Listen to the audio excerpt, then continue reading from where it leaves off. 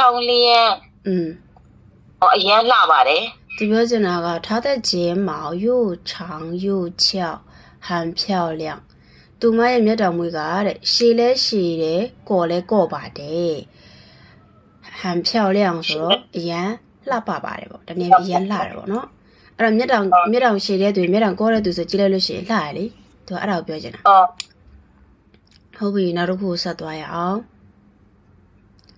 နောက်တစ်ခုမိမောင်ကဘာကြီးလဲ眉毛မျက်ခုံးမွေးမျက်ခုံးမွေးဒီနေ့ပြင်မျက်ခုံးပေါ့နော်ဒီနေ့မှာခရီကိုမှတ်မယ်ခရီကသူကတို့တွေသိထားတဲ့ခရီကကြတော့ရတယ်ပေါ့နော်ဒါပေမဲ့ဒီနေ့မှာခရီကနိုင်သည်ဆိုတဲ့အဓိပ္ပာယ်ပါနိုင်သည်ခုနကသင်ခဲ့တဲ့နှုံနဲ့ပုံစံတူတယ်ဒါပေမဲ့အဲ့ဒီခရီးရတယ်သူ့နေရာနဲ့သူသုံးရတာဖြစ်တယ်